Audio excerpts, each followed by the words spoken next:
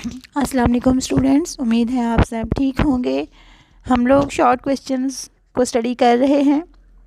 इससे पहले मैं एक चीज़ आपको याद करवा दूं कि मैंने जो आप लोगों को असाइनमेंट दी थी कि फ़र्स्ट चैप्टर के 150 शॉर्ट क्वेश्चंस आपने लिखने थे और उसके बाद आपने उसे 15 दिसंबर तक कॉलेज भेजना था।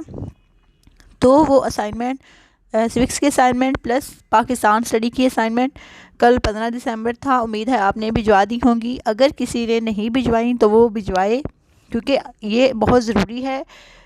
अभी तक हालात का कुछ पता नहीं है। आपकी असाइनमेंट्स के बाकायदा नंबर होंगे और ये नंबर आपके जो आपके एनुअल पेपर होते हैं उन नंबरों के साथ अटैच होंगे, इसलिए इसको सीरियसली लें और इसको हमें भेजें ताकि हम इसको चेक करके आपको नंबर लगा सकें। आपके social services in Pakistan third chapter हमारा है। इसके शॉर्ट क्वेश्चंस आज हमने डिस्कस करने हैं। पहले दो चैप्टर्स के शॉर्ट क्वेश्चंस डिस्कस कर चुके हैं। उसमें से कोई चीज़ भी अगर आपको समझ नहीं आई है तो आप पूछ सकते हैं। इसके फर्स्ट शॉर्ट क्वेश्चन, सेहत से क्या मुराद है, आपको बहुत अच्छे तरीके से समझाया गया था, बताया गया था कि सेहत जो है वो क्या है। सेहत से मुराद किसी भी फ़र्द का physically, socially, mentally well being जो होती है वो आपकी सेहत है। कि कोई फ़र्द जो है वो जिस्मानी तौर पर, ज़हनी तौर पर और सोशली जो है वो ठीक हो, हर किस्म की बीमारी से महफूज हो, तो हम कहेंगे कि वो एक सेहतमंद इंसान है। उसके बाद नेशनल हेल्थ रिसर्च इंस्टीट्यूट क्या काम सर अंजाम दे रहा है। इस्लामाबाद में ये वाक़या है। MCQs में ये भी पूछा जा सकता है कि ये किस जगह वाक़या है, तो ये इस्लामाबाद में वाक़या है। और ये अवामी सेहत को बेहतर बनाने के लिए जो तहकीकात होती हैं उनमें बेहतर काम सर अंजाम दे रहा है। ज़ाहिर है हेल्थ रिसर्च इंस्टीट्यूट है तो हेल्थ के हवाले से ही काम कर रहा है, लेकिन अवामी सेहत के हवाले से ये अपनी खिदमत सर अंजाम दे रहा है। फिर सेहत के मसाइल के हवाले से उनका हल बताएं।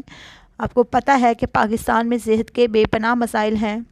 यहाँ लोगों को आगाही नहीं है कि वज़ान सेहत के असूलों पर अमल कैसे करना है। यहाँ लोगों के पास जितनी अवेयरनेस कम है उस वजह से उतनी ही बीमारियाँ ज़्यादा हैं और मोस्टली यहाँ पे ऐसी बीमारियाँ भी हैं जिनका जो हमारे डेवलप्ड कंट्रीज़ हैं उनमें नामो निशान भी नहीं मिलता है।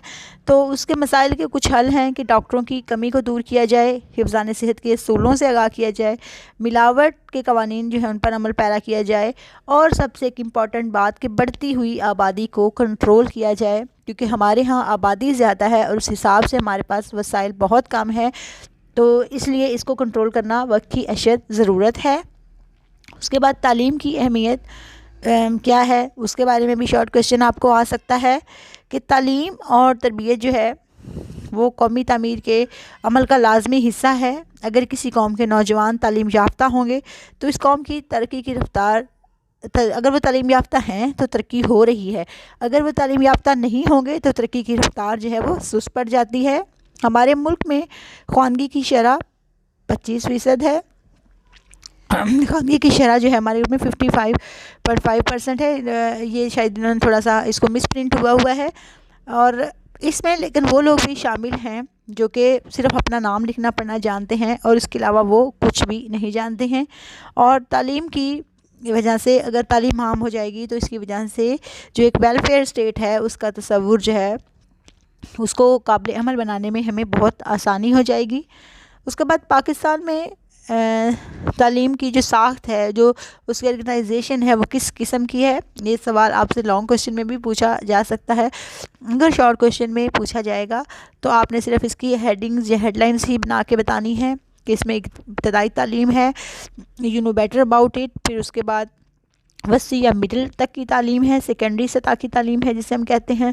फिर आला सानवी से हायर सेकेंडरी सतह है जो कि आपकी सतह है, फर्स्ट ईयर सेकंड ईयर। उसके बाद डिग्री की सतह है जिसमें आप BS भी शामिल कर सकते हैं, जिसमें आप BA भी शामिल कर सकते हैं। फिर यूनिवर्सिटी की तालीम है जो आप यूनिवर्सिटी में जाके हासिल करते हैं, लाइक MS, MPhil, PhD।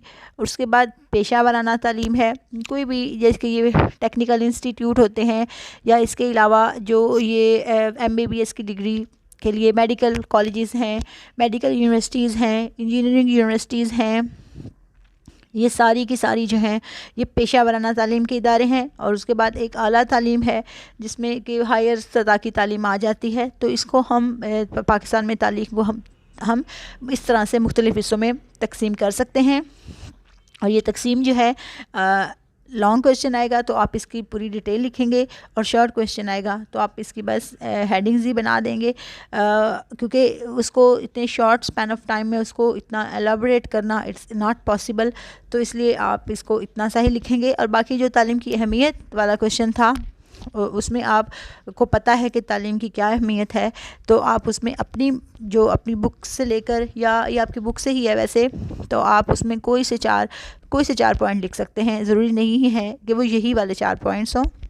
उसके बाद नेक्स्ट है कि पाकिस्तान में तालीम के शोबे में अहम मसाइल क्या हैं।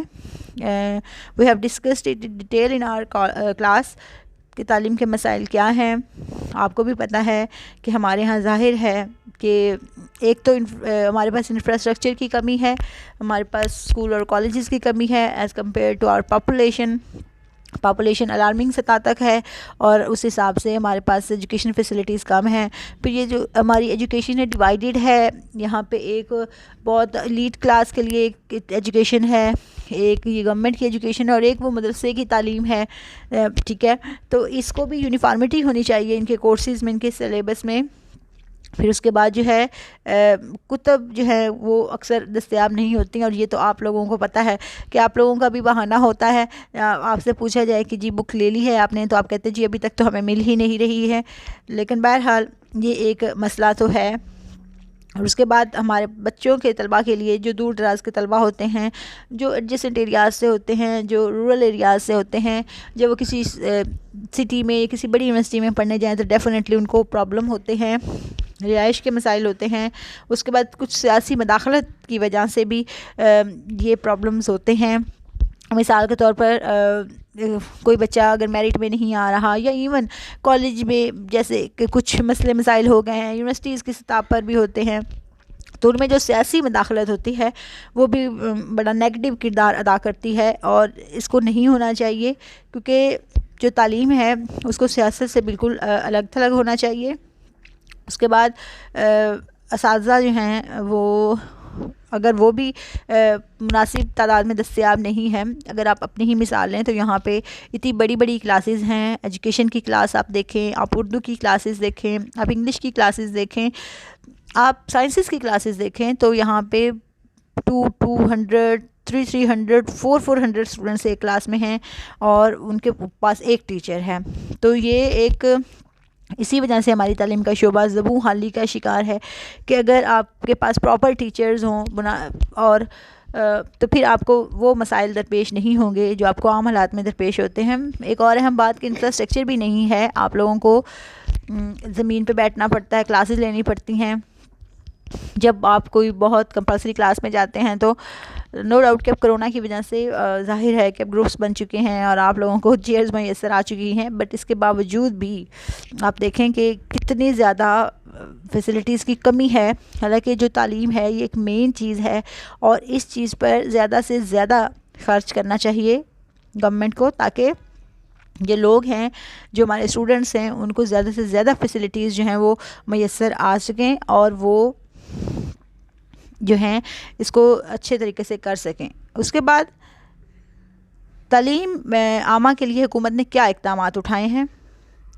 तालीम आमा के लिए ज़ाहिर है उसमें मुफ्त तालीम दी जाती है, असातिज़ा के लिए सहूलतें दी जाती हैं और भी बहुत अहम किस्म के इक़दाम जो हैं वो उठाए जाते हैं। आप लोगों के पेपर्स आप जब आएंगे फ़ौरी बाद आप लोगों के पेपर्स हैं तो सेकंड ईयर प्लीज़ आप अपने कोर्सेज़ को रेडी रखें। कुछ समझ नहीं आता तो पूछें। और एक अहम बात कि ये लेक्चर हम यूट्यूब पे शेयर करते हैं, आपने वहाँ जाके लेक्चर सुन के नीचे अपना रोल नंबर लिखना है। जिसने अपना रोल नंबर वहाँ पे लिखा होगा बस उसी की अटेंडेंस होगी, अदरवाइज़ किसी की अटेंडेंस नहीं होगी। या आप इसको सुनने के बाद मुझे पर्सनल मैसेज करके अपना रोल नंबर दे दें। जो अपना रोल नंबर मैसेज करेगा उसी की अटेंडेंस होगी, क्योंकि आप लोग जो हैं बहुत ज़्यादा लेक्चर नहीं सुनते हैं, बहुत ज़्यादा दिलचस्पी नहीं दिखा रहे हैं, तो इस वजह से अब वही अटेंडेंस होगी जो कि अपना रोल नंबर मुझे बताएगा। Thank you.